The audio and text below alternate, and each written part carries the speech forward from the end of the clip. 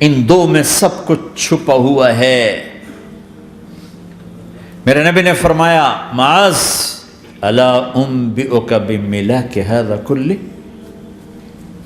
پوری حدیث معاذ بن جبل نے کہا یا رسول اللہ کوئی جنت کے جانے کا راستہ تو بتائیں، جنت میں جانے کا راستہ تو بتائیں۔ انبئنی بعمل یدخلنی الجنہ، صاحب نے کہا سألت عن امر عظیم، بہت بڑی باتوں نے پوچھی ہے۔ تقیم الصلاۃ المکتوبہ، تؤدی الصلاۃ المفروضہ، وتصوم رمضان، وتحج البیت۔ معاذ نماز پڑھنا، روزہ رکھنا، زکوٰۃ دینا اور حج کرنا۔ پھر آپ نے فرمایا ان شئت انبأتک بابواب الجنت، اب اگر تو چاہے تو کچھ اور بتاؤں، جنت کے دروازے بتاؤں؟ کہ جی بتائیں۔ کہ الصوم جنہ، روزہ جہنم اور تیرے درمیان بیچ میں رکاوٹ بن جائے گا۔ الصدقۃ تطفئ الخطیہ، چھپ چھپ کے اللہ کے نام پہ دینا تیرے گناہوں کو دھو دے گا، پاک کر دے گا۔ وقیام الرجل فی جوف اللیل ابتغاء وجہ اللہ، اور رات کے اندھیرے میں کھڑے ہو کر اللہ سے باتیں کرنا، دو نفلی پڑھ لیا کرو، کسی مرد عورت کا رات کے اندھیرے میں کھڑے ہو کے۔ پھر آپ نے کہا معاذ الا انبئک براس الامر وعمودہ وذروۃ سنامہ وبملاک ھذا کلہ، اے معاذ میں تمہیں اب سارے دین کا خلاصہ بتاؤں، سارے دین کا سرا بتاؤں، ستون بتاؤں، ایک روایت کے مطابق ستون بتاؤں، آخری چیز بتاؤں، آخری چیز بتاؤں؟ کہا جی ما ہوا جی، تو مجھے دیکھنا سارے بھائی۔ تو آپ نے اپنی زبان نکالی اور اسے یوں پکڑا،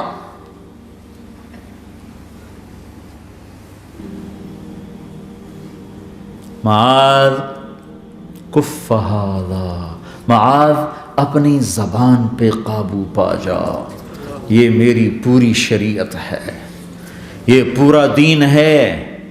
یہ کس کو سمجھایا ہے؟ معاذ کو۔ کیسے سمجھایا؟ جیسے چھوٹے بچے کو سمجھاتے ہیں، ایکشن کر کے۔ صرف اتنا بھی تو کافی تھا بھائی زبان کی احتیاط کیا کرو، ایسے سمجھایا جیسے چھوٹا بچہ۔ کیوں؟ کہ مشکل ترین کام ہے۔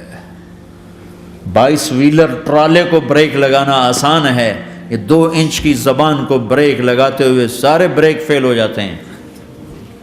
اور جتنا آج گھروں میں فساد ہے اس کے پیچھے یہ زبان ہے۔ اور یہ کون ہے جس کو معصوم بچے کی طرح سمجھایا ہے؟ معاذ بن جبل۔ اور معاذ بن جبل کون ہے؟ میرے نبی نے کہا قیامت کے دن میری امت کے علماء کا جھنڈا معاذ کے ہاتھ میں ہوگا۔ اور یہ کون ہے؟ میں پچھلے مئی میں گیا ہوں، یہ مئی جو گزرا ہے، اردن ہمارا اجتماع تھا تبلیغ کا، میں وہاں گیا، عمان میں آگے اربد گئے، اربد سے 18 کلومیٹر 20 کلومیٹر آگے حضرت معاذ کا مقبرہ ہے، باپ بیٹا دونوں وہاں دفن ہیں۔ حضرت عمر کے زمانے میں انتقال ہوا، جب میں اندر گیا تو اوپر لکھا ہوا تھا تاریخ وفات 18 ہجری، اور اب ہے 1435 ہجری۔ 1417 سال اس آدمی کو دنیا سے گئے ہوئے ہو چکے ہیں۔ جب میں مقبرے میں داخل ہوا، کمرے میں جس میں قبر تھی، سارے کمرے میں خوشبو ہی خوشبو۔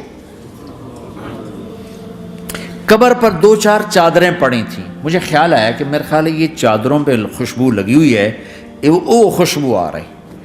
اس وقت میں فاتحہ پڑھ کے واپس چلا گیا، جا کے نماز پڑھی، مسجد قریب تھی، مغرب کی نماز پڑھ کے پھر دوبارہ آیا، پھر میں کھڑا ہو کے سوچ رہا ہوں یہ کیسی خوشبو ہے۔ تو ایک آدمی میرے پاس کھڑا تھا، میں وہ ایسے کر کے نا چادریں سونگھنے کی، شاید یہ چادروں میں خوشبو لگی ہوئی ہے۔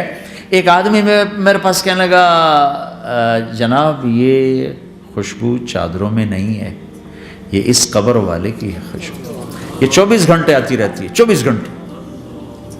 پھر میں نے فزیکلی ایک ایک چادر کو سونگا، کسی ایک چادر میں کوئی خوشبو نہیں تھی۔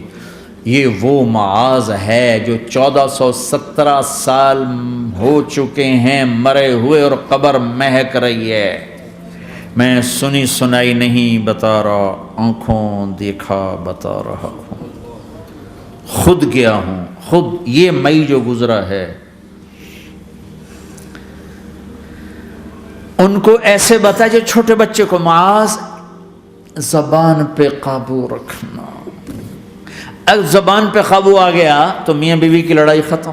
اگر یہ تو ہو نہیں سکتا کہ اونچ نیچ نہ ہو، کبھی خامن تیز ہوگا تو بیوی زبان پہ قابو پا لے، کبھی بیوی تیز ہوگی خامن زبان پہ قابو پا لے. اگر دونوں ہی سیکھ گئے تو ان کا گھر جنت بن جائے گا. کبھی ساس اکھڑے گی تو بہو چپ کر جائے، کبھی بہو اکھڑے گی تو ساس چپ کر جائے، کبھی باپ اکھڑے گا تو بیٹا چپ کر جائے، کبھی بیٹا اکھڑے گا تو باپ چپ کر جائے. دعویٰ نہ کرے کہ میں باپ ہوں میرے آگے بولتا ہے. انسان انسان ہے، خطا ہوتی ہے. اگر آپ بھائی پیچھے نیچے مستورات بھی ہیں، اپنی زبان پہ قابو پانا سیکھ لیں. کسی کو دکھ دینے والا بول نہ بولے. المسلم من سلم المسلمون من لسانہ و یدہ.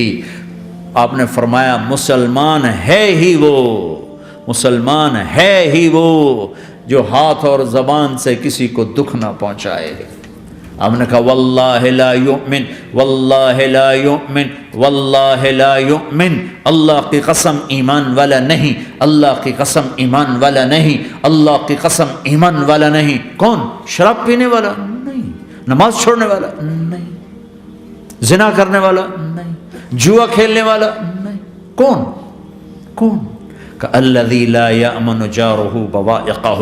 جو اپنے نیبر کو تنگ کرتا ہے وہ ایمان والا نہیں، جو اپنے پڑوسی کو تنگ کرتا ہے وہ ایمان والا نہیں، جو اپنے ساتھ رہنے والے کو تنگ کرتا ہے وہ ایمان والا نہیں ہے.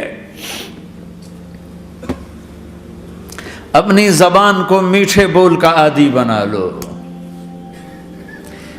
سہنا سیکھو. ہیرا کیا ہے؟ کاربن ہے. ہیرا کاربن ہے. ہیرا کیسے بن گیا؟ ڈائمنڈ کیسے بن گیا؟ پریشر کو سہتے سہتے سہتے سہتے اللہ نے اسے ہیرا بنا دیا. اگر تم ہیرا بننا چاہتے ہو، محبوب بننا چاہتے ہو تو غصہ پینا سیکھو، زبان پہ قابو پانا سیکھو. اپنی زبان کے اوپر اللہ نے 2 دروازے لگائے، بند کرنا. 32 تالے ہیں، ان کو بند کرنا سیکھو اللہ کے واسطے. اگر زندگیوں میں خوشی لانا چاہتے ہو تو برداشت کرنا سیکھو. اگر زندگی کو برباد کرنا ہے تو زبان کھول دو. جس کی زبان کھل گئی اس کا دین گیا، جس کی زبان ہاتھ میں آ گئی اس کا سارا دین ہاتھ میں آ گیا. حضرت لقمان کا فرمان ہے، بیٹا میں چپ رہنے پہ کبھی اب پچھتایا، میں چپ رہنے پہ کبھی نہیں پچھتایا. مجھے چپ رہنے کا کبھی افسوس نہیں ہوا، مجھے جب بھی افسوس ہوا اپنے بولنے پر ہی ہوا ہے کہ یہ میں نے کیا کہہ دیا. ہائے ہائے. اگر تم خامند ہو تو بیوی کے لیے رحمت بن جاؤ، بیوی ہو تو خامند کے لیے رحمت بن جاؤ. ایک دوسرے کو عزت دو. ہاتھ اٹھانا، گالیاں دینا، یہ کہاں کی انسانیت ہے؟ پھر ہمارا معاشرہ جوائنٹ فیملی سسٹم ہے. ساس ہو کر، سسر ہو کر بچے اور بچی کی زندگی میں اتنا داخل ہو جانا کہ ان کی زندگی کو برباد کر دینا. یہ میرے پورے معاشرے کا ایک سلگتا ہوا، ایک سلگتا ہوا، ایک جلتا ہوا، ایک دکھ دیتا ہوا، یہ ایک اتنا بڑا روگ ہے کہ میں کتنے ہی آنسو بہاؤں تو میں اس غم کا حق نہیں ادا کر سکتا جو ہر گھر میں لڑائی ہے. ساس اور سسر کا بے جا دخل بچے بچی کی زندگی میں، اس نے گھروں کو آگ لگا دی ہے. ہمارے پڑوسی ذمہ دار ہیں، ان پڑھ ہیں بڑے ذمہ دار، تعلیم اتنی نہیں ہے. تو ان کے ایک بچے کا میں نکاح پڑھانے گیا تو ان کے والد بیٹھے تھے نکاح سے پہلے، ایسے ہی تو مجھ سے کہنے لگے مولانا صاحب میری بیوی نے مجھ سے کہا کہ دیکھو ہم دونوں عمر گزار چکے ہیں، تو ایسا کرو اپنے بیٹے کا گھر الگ بناؤ اور اس کی بیگم کو وہاں لے کر آؤ. اگر یہاں لے کر آؤ گے تو ہم دونوں کہیں ان کی زندگی خراب نہ کر بیٹھیں اور ان کی زندگی میں دخل دے دے کر کہیں ان کی زندگی کو تنگ نہ کر دیں. میرے بیٹے کا الگ گھر بنا، وہاں اس کی بیگم لوگ کے لیے لے کر آ تاکہ ہم ان کی زندگی میں داخل نہ ہو سکے.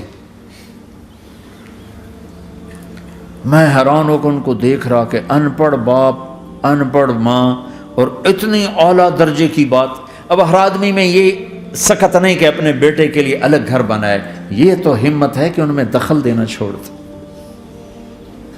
کہ خاوند سے زیادہ خاوند کے ماں باپ اس کی بیوی پہ حق جتا رہے ہوں، یہ میرے نبی کی معاشرت نہیں ہے۔ میں دکھ سے کہہ رہا ہوں، آپ محسوس نہ فرمائیں، کوئی عورت ساس ہے تو محسوس نہ کرے، کوئی سسر بیٹھے محسوس نہ کریں، میں درد بھری فریاد کہہ رہا ہوں۔ یہ میرے معاشرے کا سلگتا ہوا ایک مسئلہ ہے، ایک گہرا داغ ہے جس نے زندگیوں کو تباہ و برباد کر کے رکھ دیا ہے۔ کہیں اس کا الٹ بھی ہوتا ہے کہ آنے والی لڑکی ایسی بدتمیزی کرتی ہے کہ اس کے خاوند کے ماں باپ کو بے عزت کر کے رکھ دیتی، رشتہ داروں سے توڑ کے رکھ دیتی ہے۔ یہ کیسز بھی ہیں لیکن یہ تھوڑے ہیں، یہ دوسرے والے زیادہ ہیں۔ میں اپنے نبی کی معاشرت بتانا چاہتا کہ میرے نبی کی زندگی میں محبت کے سوا کچھ نہ تھا۔